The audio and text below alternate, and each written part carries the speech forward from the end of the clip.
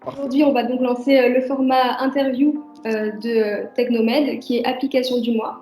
L'objectif, c'est de se concentrer sur donc des applications qui peuvent être utiles et innovantes au quotidien, donc pour chacun. Et donc, on a le plaisir d'accueillir Fabrice Bisson, CEO et cofondateur de iWantIt. Bonjour. Enchanté. Je suis très Et, content d'être là avec vous. pardon. Je suis très content d'être là avec vous. Également. Donc, on va faire un rapide petit débrief sur le format de l'interview et comment elle va se dérouler. Et ensuite, donc, on pourra commencer. Donc, comme j'ai dit, l'application du mois, c'est une série d'interviews mensuelles qui s'intéressent aux applications. On commence tout d'abord par la présentation de l'application par l'invité. Ensuite, des questions plus ciblées, justement, qui rebondissent généralement sur ce qui a été dit. Et ensuite, on passe justement aux questions-réponses qui se font au travers du chat et donc auxquelles on va tenter de répondre le mieux possible pour finir sur un petit digi-quiz. Ça, c'est la petite touche Technomed. Parfait. Voilà.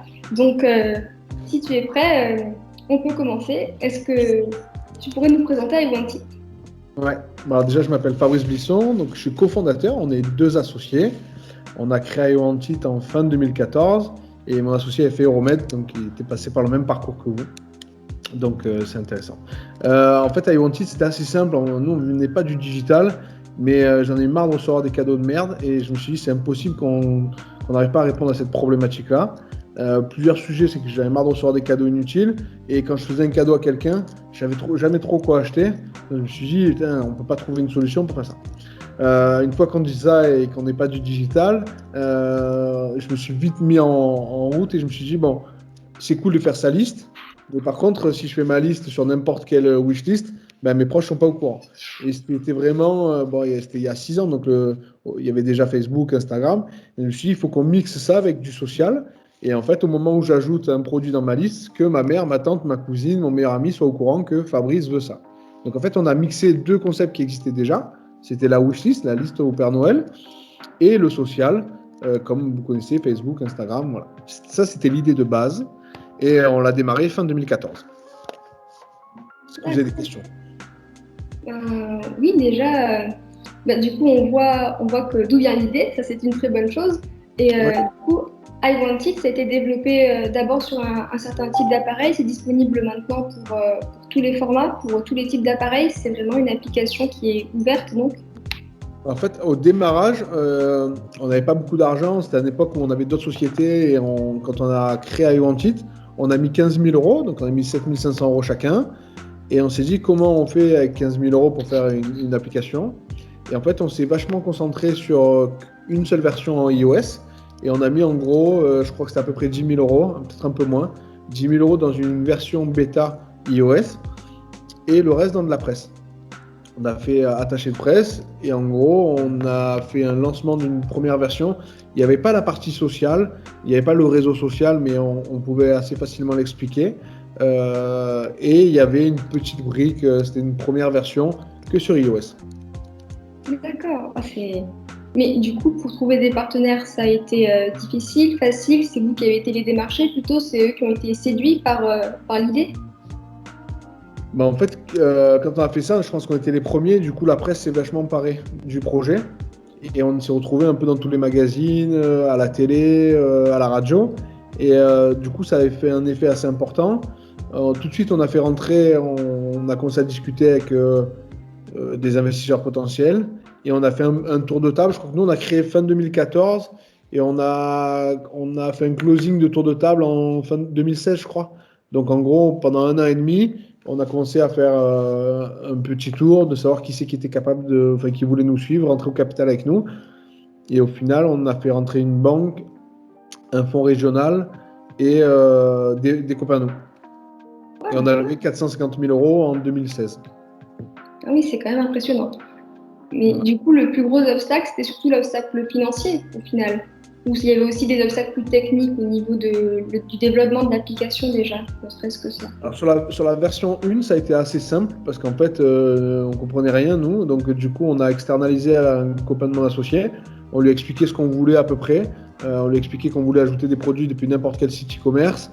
Qu'au moment où j'ajoute le produit, ma mère, ma tante étaient au courant. Et on a fait juste une version assez simple, hein.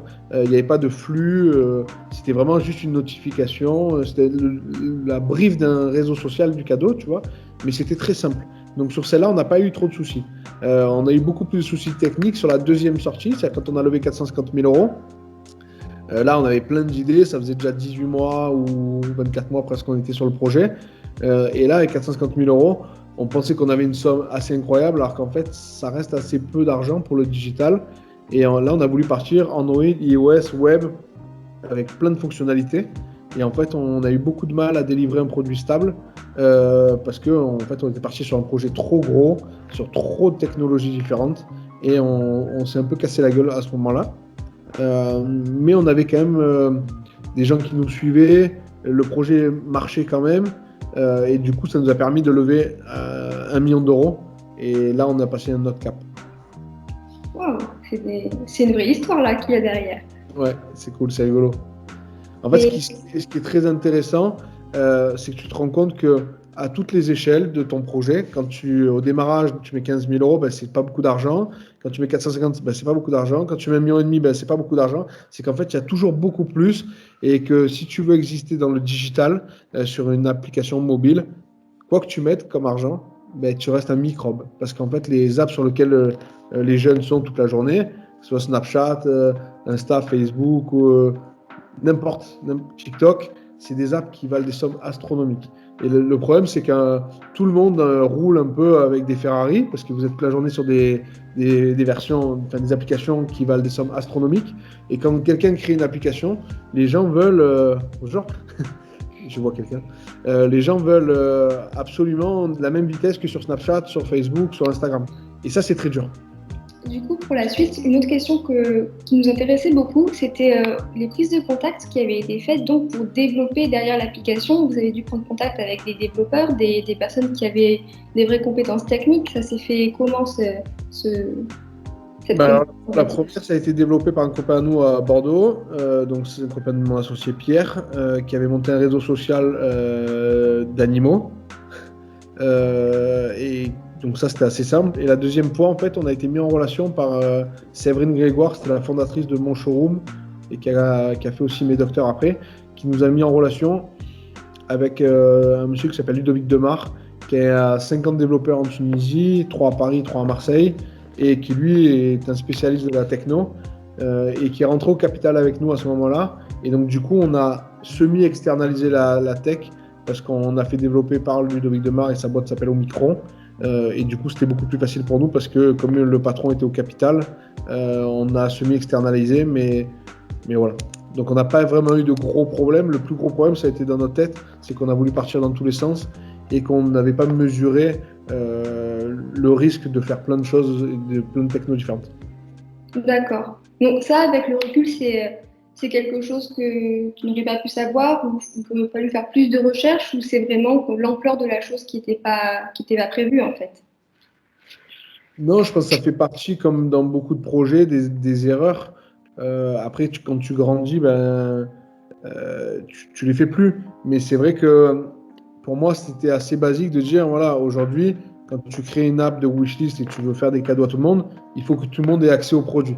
Donc, je voulais absolument que Android, iOS et web aient accès au produit. Mais maintenant, quand tu regardes quand même Instagram, quand tu regardes le site web d'Instagram, il y a beaucoup moins de fonctionnalités que sur l'app mobile, tu vois.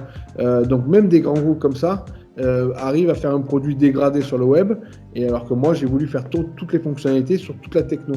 Et en fait, toute la fonctionnalité sur toute la techno, c'est très, très, très dur et ça consomme beaucoup de cash. D'accord. Donc, je vois plus ce qui s'est passé. Donc, en revenant plus sur l'application, du coup, c'est pour faire une vraie wishlist personnalisée pour pouvoir l'envoyer aux gens, aux amis de manière générale. On fait comment? Donc, on va directement sur l'application et on sauvegarde ce qui nous plaît au travers Internet ou on peut carrément prendre des photos en magasin de ce que j'ai vu, même si aujourd'hui c'est un peu plus difficile. Alors en fait, là, tu vois, la différence de ce que tu as dit, c'est que nous, le concept, c'est qu'au moment où tu ajoutes, tes proches sont au courant. C'est une wishlist que tu ne dois pas envoyer. C'est au contraire, tu vois, c'est que tu ajoutes un produit, ta mère, ta tante, ta cousine et ta meilleure amie viennent de recevoir. Christelle vient d'ajouter ça. Donc effectivement, ça reste une wishlist comme la liste au Père Noël, tu vois, qu'on faisait quand on était petit. Donc c'est vraiment ça le concept, hein. C'est vraiment tu mets toutes tes envies, mais à part qu'elle est interactive et elle est en réseau avec tous tes proches. Moi ça m'arrive, ma femme elle met un livre sur le truc. Avant de rentrer à la maison, je passe, j'achète le livre et hop, tu lui fais un petit cadeau. Tu vois, c'est aussi ça, et en titre, c'est faire plaisir toute l'année à tes proches, surtout en étant sûr de faire plaisir. Qu'il n'y ait plus de mauvais cadeaux, qu'il n'y ait plus de gaspillage. Il y a aussi ça qui est hyper important dans notre vision, c'est qu'on essaie d'éviter le gaspillage. C'est vrai que c'est quelque chose qui est très important, surtout aujourd'hui, dans la situation dans laquelle on est. C'est vraiment quelque chose qui est beau au niveau des valeurs qui sont mises en avant. Alors, Ouais, et il y a le gaspillage de temps aussi qui est hyper important parce que quand tu recherches un cadeau, des fois tu te balades pendant 1 heure, 2 heures dans les boutiques à acheter un cadeau. Très souvent, tu mets plus d'argent que ce que tu as prévu parce que, je dis une bêtise, tu veux faire un cadeau à une petite nièce, tu veux mettre 20 euros, mais en fait, à 20 euros, tu trouves jamais le bon cadeau et en fait, tu finis par acheter un truc à 40 ou à 50 euros alors qu'en fait, tu voulais mettre 20 euros. Moi, aujourd'hui, il y a ma tante qui m'a acheté là pour Noël ça. Je vous le montre, tu vois, c'est rigolo, mais une petite bouteille, tu vois, une petite gourde. Ben voilà, c'était 19 euros ou 29 euros, je sais plus, mais ça m'a fait hyper plaisir. Et je préfère qu'elle m'achète ça, c'est le bon cadeau, plutôt qu'elle mette 50 euros et qu'elle m'achète une chemise qui est trop grande ou que, tu vois, que je vais garder dans mon placard. Donc en fait, le concept, c'est être sûr de faire le bon cadeau au bon prix. Parce que dans ma liste, il y a des cadeaux jusqu'à, je sais pas, j'ai mis une moto électrique, tu vois, donc ça va très haut. J'ai mis une wax pour ma planche de surf à 2 euros, tu vois. Mais juste le concept, c'est de faire le bon cadeau au bon prix en étant sûr de faire plaisir et en gagnant du temps. Parce que là, tu sais exactement où tu vas. Donc, moi, si j'ai mis un cadeau d'une boutique en bas de la rue, tu peux y aller. Ou alors, si j'ai mis un cadeau depuis n'importe quel site e-commerce, tu peux y aller aussi. Tu vois. D'accord. On va passer petit à petit aux questions du chat. Donc, je vais continuer à poser 1 ou 2 questions. Et après, si les gens commencent à poser des questions dans le chat, on pourra passer directement aux leurs aussi. Après, là, c'est encore une de mes questions du coup. Du coup, les cibles qui sont touchées par l'application, c'est principalement quelle tranche d'âge? On se situe vers des cibles plutôt jeunes qui utilisent déjà les applications et pour qui donc c'est plus simple, ou on est sur une cible plus large? Parce que si on veut toucher, par exemple, certains parents utilisent beaucoup les applications, enfin, surtout qu'aujourd'hui, ils sont aussi en plein dedans, et peut-être que pour les grands-parents, je ne sais pas si ça peut être, si c'est possible. Alors, ça, c'est rigolo. Alors, je vais te répondre à la première question. La première question, c'est la cible. Nous, on était parti sur une cible assez large parce qu'on s'est dit, il y a des gens qui vont mettre leur wishlist, mais en fait, il y a des gens qui vont acheter les cadeaux. Donc, en fait, tu as 2 cibles. Tu as la première cible, c'est des gens qui vont remplir, et tu as les grands-parents qui vont acheter ou les parents, tu vois. Mais la réalité, c'est que sur l'app, on est très jeune, hein. C'est plutôt 13-30, mais c'est plutôt 13-25, tu vois, et 80% féminin. 80% voilà. Féminin, pourquoi? C'est 80% féminin et c'est plutôt très branché, tu vois. Donc, nous, on a beaucoup de Prada, Balenciaga, enfin voilà, c'est plutôt une clientèle assez haut de gamme et très branchée, voilà. Mais ça dépend parce qu'en fait, nous, ça, c'est l'application que tu as vue en B2C. Là, on a fait un partenariat, donc on est la wishlist de ces discounts. Sur ces discounts, on n'a plus du tout le même âge et c'est plus du tout les mêmes produits, tu vois. Donc, mes labs que tu vois tourner sur le store, c'est vraiment 13-25 à 80% féminin. D'accord. Là déjà, je vois une première question qui est arrivée de Selma. Est-ce que vous envisageriez une version web? On a une version web. Donc, on a un site web, www.iontit.com. Il y a presque toutes les fonctionnalités, mais c'est pareil, ouais. À la base, on l'a surtout fait pour les personnes âgées, pour qu'elles puissent faire les cadeaux aux petits-enfants. Donc, c'est pas très bien fait pour ajouter des produits, le web. C'est plutôt pour aller acheter. Plutôt pour aller acheter. C'est une plus grande facilité donc à passer à l'achat sur un ordinateur. Simplifié, on a enlevé beaucoup de fonctionnalités parce qu'on ne voulait pas justement que les personnes âgées soient perdues. Donc, on a vraiment fait un truc assez basique. Tu rentres le nom, le prénom de la personne, tu rentres sur sa liste, tu peux lui acheter, réserver le produit pour pas que d'autres personnes l'achètent. En gros, on s'est arrêté là, presque, parce qu'on ne voulait pas que ce soit trop compliqué. D'accord. Je pense que c'est presque 2 cibles différentes, en fait. Les personnes âgées et les jeunes. C'est ça qui est compliqué tu vois, quand tu fais un produit digital, déjà, tu ne sais pas trop à qui tu t'adresses au démarrage. Entre guillemets, une personne de 35 ans, elle n'a pas du tout le même fonctionnement qu'une personne de 14 et qu'une personne de 70. Et pour autant, il faut mettre des boutons à des places très précises. Pour des jeunes, vous avez l'habitude d'être sur TikTok, Snapchat, Insta, etc. Donc vous allez avoir des boutons et des fonctionnalités. Si on met pareil, tu mets, ne serait-ce que moi sur Snap, je suis presque perdu déjà. Alors j'imagine pas mes parents et j'imagine pas mes grands-parents, tu vois. Donc en fait, non mais la réalité c'est que dans le digital, sur un produit comme le nôtre, il faut presque arriver à que tout le monde soit là. Parce que vous, les jeunes entre 13 et 25 ans, c'est pas vous qui avez le pouvoir d'achat. Donc vous allez mettre les produits sur la liste. Mais en fait, c'est les grands-parents ou les parents qui vont acheter les gros cadeaux. Et nous, comme notre business model, il est aussi basé sur un pourcentage du prix du cadeau, il faut que tout le monde soit capable d'aller sur l'appli. C'est pour ça qu'on a plutôt fait le web en simplifié, mais on s'est basé sur Instagram. Hein, on a fait un peu le concept d'Insta. Web en simplifié, on a enlevé des boutons. Et l'app vachement puissante avec plein de fonctionnalités. Je vois qu'on a un bonjour du Pakistan de Monsieur Momin Bhai. On le voit. Bonjour. Je dis bonjour. Du coup, prochaine question.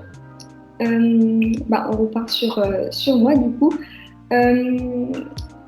Concernant du coup plus les étudiants peut-être qui voudraient de la même manière se lancer dans la réalisation et dans la création d'applications, s'il y avait des conseils à leur donner, qu'est-ce que ce serait ?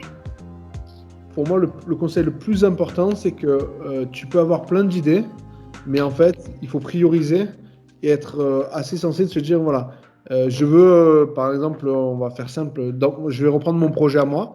Donc nous, on avait un projet où on devait faire un réseau social, Android, iOS, web. En fait, là, maintenant, on est à plus d'1,5 million d'euros de techno. Mais la réalité, c'est qu'il faut le segmenter. Et la plus grosse erreur que j'ai faite, et donc c'est ce que je conseille, c'est qu'en fait, quand tu as 300 ou 400 000 euros, ben en fait, on aurait dû rentrer vachement en profondeur sur une des technos. Bon, tu choisis ce que tu veux, mais on va dire, nous, on aurait dû rentrer vachement en profondeur sur iOS. Une fois que iOS marchait bien, ouvrir Android et ouvrir le web. Mais la réalité, c'est que maintenant, ce que je te dis là maintenant, c'était il y a 6 ans. Maintenant, il y a de la techno qui permet de faire une app sur les deux devices. Donc voilà. Mais le principe, c'est bien rester focus par rapport à ton argent. Voilà, c'est tout. D'accord. Parce que le risque, j'en ai vu d'autres, des copains, des startups qui ont fait ça. Des fois, tu lèves 1 million et puis tu n'arrives même pas à délivrer. C'est-à-dire qu'il y en a qui ont coulé avant de sortir le produit. Tu vois ? Parce que en fait, tu pars sur des technos qui sont trop difficiles, trop durs. Et donc, le principe, c'est enlever beaucoup de fonctionnalités. Tu les rajouteras après. Tu vois ? Il y a des concepts qui sont les plus simples. Tu vois ? Nous, pour te donner un ordre d'idée, quand on a créé iWantIt, on a mis 3 boutons de fonctionnalité. C'est-à-dire, quand tu rentrais le produit dans le social, tu pouvais le liker, l'ajouter à ta liste ou le suggérer à quelqu'un. Il y avait 3 boutons fonctionnels. En fait, aujourd'hui, le bouton de like, il ne sert pas à grand-chose. On se rend compte qu'il n'est pas un. Le bouton de suggérer, il est très peu fait. On l'a enlevé dans la dernière version. Et le bouton I want it, il est vachement fait.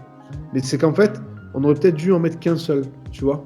Et ça t'enlève plein de fonctionnalités. Quand tu en enlèves, par exemple, tu as 3 fonctionnalités, tu en enlèves 2, c'est peut-être 200 000 euros de techno, tu vois. Et tu perds moins l'utilisateur.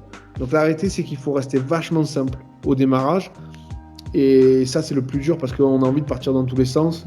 Et nous, on a créé des comptes enfants avec des trucs où l'utilisateur, il ne voit pas les listes de ses amis et trucs. Et en fait, on est allé trop loin dans le process par rapport à l'argent qu'on avait. D'accord. Je vois qu'on a des questions qui sont arrivées dans le chat. Déjà, l'une d'entre elles, c'était: est-ce que le Covid a eu un impact sur du coup l'activité de iWantIt ? Oui. Alors le premier Covid, on a eu plus de monde. Donc ça, c'était assez, mais c'est assez logique. Hein. Tu sais, une application mobile, nous, on vole du temps aux gens, d'accord ? Donc le concept, c'est que les gens, quand ils font du sport, ben, ils ne sont pas sur les téléphones. Et quand ils sont sur les téléphones, ils sont sur Facebook, Twitter, Instagram, Pinterest, etc. Donc forcément, le concept, c'est que quand ils sont sur mon app, ils ne sont pas sur Facebook, pas sur Insta, pas sur Pinterest. Donc c'est là où quand je disais qu'il faut avoir le même niveau de technologie à peu près. Sinon, ils zappent et ils passent sur une autre techno. Pour le plus important, ouais, c'était le deuxième confinement. Toutes les boîtes se sont dit qu'il fallait se digitaliser. Donc forcément, des gens comme moi qui avaient une app de wishlist et en plus de social commerce, ça nous a donné une très grosse visibilité. Et donc, il y a des très grands groupes qui nous ont contactés. Plus nous, on a fait le lancement de Cdiscount en novembre. Après, Cdiscount nous a envoyé en presse, télé, etc. Et donc, forcément, nous, on a été contactés par des grands groupes, quoi. Donc, effectivement, il y a beaucoup de groupes qui se sont dit, dans des périodes comme ça, le digital est une très grosse valeur refuge. C'est vrai qu'avec la situation qui s'est produite, c'était réellement un des seuls moyens pour beaucoup de commerces, malheureusement. Et du coup, on a beaucoup d'autres questions qui sont arrivées dans le chat. Une des premières, ce serait par exemple, quelles sont vos perspectives de développement concernant l'application? Alors, on a plusieurs. Maintenant, on a scindé vraiment la société en deux parties. On a l'application iWantIt que vous avez vu ou que vous pouvez télécharger en B2C. Et après, on a la partie B2B avec des grands e-commerçants et une partie avec des petits e-commerçants, type une petite bijouterie à Marseille qui a un petit site e-commerce. Sur la partie B2C, on a deux fonctionnalités qui vont arriver dans l'année. C'est du cashback et de promotion. Le principe, c'est quand tu vas rentrer un produit dans ta liste, je sais pas, tu vas mettre une paire de chaussures, nous, on va te proposer une promotion par rapport à ce produit. On va chercher, parce que nous, on est partenaire de 300 groupes, comme Amazon, Cdiscount, Sephora, etc. Donc, on va aller chercher, voir si ce produit, on peut le trouver moins cher ou s'il y a une promotion dessus. Et on va te proposer aussi de l'acheter et de te donner du cashback. C'est-à-dire, imaginons que moi, j'ai un partenariat avec Cdiscount. Cdiscount me donne 6 ou 7%, ben moi je vais te rétrocéder un pourcentage, je vais en garder parce qu'il faut que je paye en fait l'argent quand je vais te le déposer sur ton compte. Mais en gros c'est ça, tu vas payer le produit un peu moins cher parce que tu auras une rétrocession de commission et la promotion, ce qui va changer considérablement la stratégie de la boîte parce que d'un coup on passait d'un marché de la wishlist normale et on va passer sur un marché global du e-commerce parce que tu vas ajouter tes produits avant de les acheter. Donc ça, c'est pour la partie B2C. Et sur la partie B2B, il y a d'énormes trucs, mais en gros, je ne peux pas l'annoncer, mais il y a un très gros CTO qui va arriver dans le mois à venir, qui va arriver début mars. On fera l'annonce, mais on le fera publiquement. Et oui, il y a énormément de choses. Mais vas-y. Du coup, c'est vraiment bien. Et en plus, on voit du coup qu'on peut vraiment soutenir les commerçants qui sont peut-être un peu plus locaux aussi, on peut faire les deux en même temps. Ouais, en fait, moi, la stratégie, c'était justement de pouvoir dire, quand il y a une petite boutique, tu passes devant une petite boutique n'importe où, tu peux prendre en photo le produit, tu mets juste le nom de la boutique. Si elle a un site e-commerce, tu peux mettre son site e-commerce. Mais même si elle n'a pas de petit site, tu peux lui dire, voilà, j'ai vu un canapé rue Paradis et il faut aller l'acheter. Voilà. Le principe, c'était pas de tout envoyer sur le e-commerce. Au contraire, c'était plutôt de plus jamais avoir de cadeaux inutiles. Ça, c'est la base. Après, si tu as vu quelque chose, par exemple, même tu vas manger chez une copine, tu vois un joli vase, tu dis où tu l'as acheté, tu dis je l'ai acheté dans une boutique, tu mets le nom de la boutique, tu prends la photo et ça va très bien. Des questions qui sont arrivées de Petros Gabrielan. Déjà, pourquoi privilégier l'entrepreneuriat davantage digital? Comment avez-vous réussi à vous immiscer dans ce domaine sans pour autant être ingénieur ou développeur? Alors en fait, nous on est deux associés, on a plusieurs activités. On a du digital, on a de l'immobilier et de la restauration. Donc aujourd'hui, j'ai pas favorisé le digital. Aujourd'hui, on a, je sais plus combien de sociétés, mais on a monté 10 sociétés en 12 ans. Et aujourd'hui, on n'est pas du tout que sur le digital. Maintenant, moi, mes investissements, donc on a monté une holding d'investissement. On fait beaucoup d'investissements dans le digital parce qu'effectivement, c'est un marché qui nous semble porteur. Et parce qu'effectivement, c'est assez fun, c'est assez sympa. Et je pense que c'est un super marché. Mais on fait quand même aussi des investissements dans de l'immobilier ou dans de la restauration. Donc aujourd'hui, le principe, et ça c'est un truc qu'on vous apprend tout le temps à l'école, ne mettez pas tous vos œufs dans le même panier. C'est assez basique, mais c'est quelque chose qui fonctionne. D'accord. Et du coup, la deuxième question, c'était comment avez-vous réussi à vous immiscer dans ce domaine sans pour autant être ingénieur ou développeur? Le fait de parler avec beaucoup de gens, d'apprendre, d'écouter. Et... En fait, le digital, c'est assez basique. Tu peux tout faire dans le digital. Tu peux tout faire. Le tout, c'est d'avoir une bonne idée et d'après de mettre les moyens pour le faire. C'est tout. Tu n'as pas besoin d'être développeur, etc. Tu as juste besoin d'avoir une très bonne vision, de savoir où tu veux aller, qu'est-ce que tu veux faire, à qui tu veux le vendre. Donc moi, c'était assez simple. Je voulais créer une wishlist et que mes proches soient au courant en temps réel. C'était pas compliqué, c'est une liste au Père Noël et que les gens soient au courant en temps réel. Une fois que tu as dit ça, ok, tu fais des rendez-vous avec des développeurs, tu prends des idées sur des applications, parce qu'en fait, il n'y a pas besoin d'avoir des idées hyper dingues. Tu prends ce qui existe déjà, tu fais un mix un peu dans ta tête de ce que tu veux et tu demandes à quelqu'un de le développer. Voilà, tu n'as pas besoin d'avoir. C'est mieux si tu as un développeur avec toi qui est associé, mais si tu l'as pas, c'est pas grave. Tu le payes en fait, c'est tout. D'accord. C'est vraiment avoir une idée et bien s'encadrer, donc. Oui, c'est toujours mieux, par exemple, si tu ouvres une pizzeria, de savoir faire des pizzas. C'est toujours mieux. Mais en fait, si tu payes un bon pizzaiole, ça marche aussi, quoi. Le tout, c'est que tu le gardes, tu vois, le pizzaiole.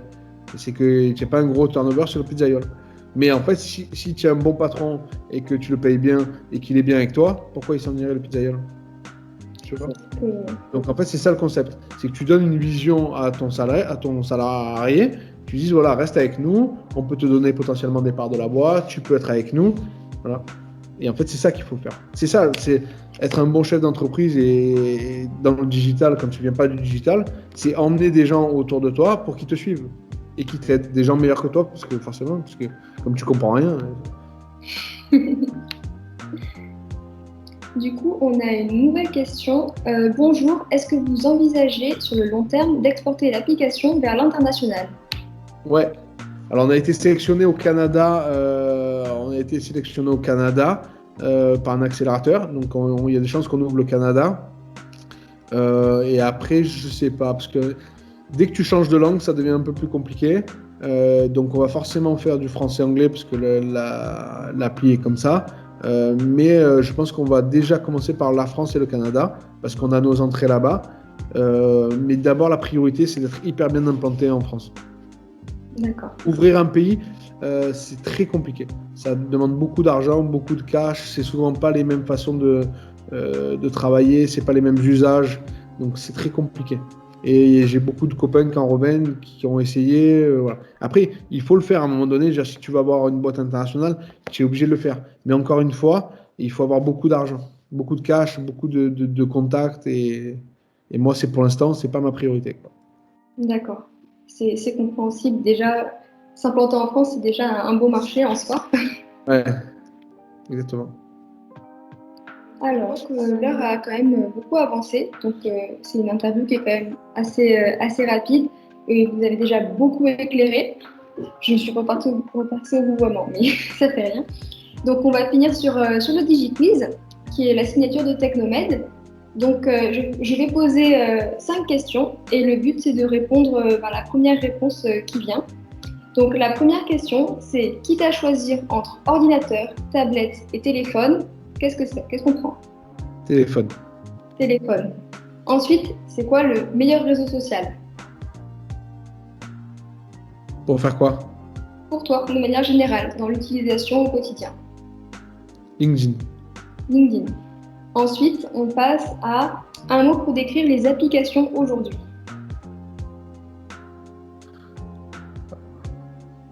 Rapide. Rapide, c'est vrai que ça va vite. Et une émotion aussi, pour du coup retransmettre ce que ça donne la transition digitale.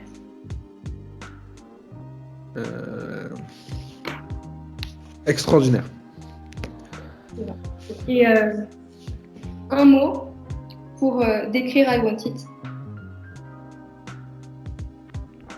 Un mot? Social wishlist. D'accord. Merci beaucoup. C'était vraiment génial. Merci d'avoir été présent. Donc, je vais dire aux gens qui sont ici, faut surtout pas hésiter à aller télécharger I Want It, à l'essayer, à donc aller voir plus loin.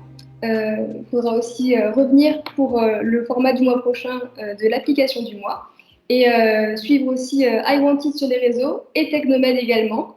On revient avec des événements qui vont apparaître sous peu, notamment notre DigiWeek qui sera centré sur l'intelligence artificielle. Voilà, okay. Merci beaucoup. Je vous fais juste si jamais vous voulez me contacter sur LinkedIn, je suis assez réactif. Donc n'hésitez pas, si vous avez des questions, si je peux vous aider, Je prendrai le temps, j'essaierai de prendre le temps de vous répondre. Et voilà, n'hésitez pas, encore une fois, si vous voulez tenter, c'est bien, même si vous crachez après, ça fera une super expérience. Si vous avez besoin de stage, etc., ben, n'hésitez pas aussi, parce qu'on a un bon écosystème. Euh, je vais vous mettre en relation des super applis pour les prochains mois, dont une application dans l'intelligence artificielle qui est géniale, une application dans la musique. Donc franchement, suivez ça parce que la prochaine, elle va être géniale aussi. Et donc, si vous avez des questions, n'hésitez pas. Merci beaucoup. Ça. Raison de plus de revenir pour la prochaine série interview. Merci beaucoup. Ok, Bonne super. journée. Au revoir. Merci beaucoup. Merci beaucoup. Au revoir.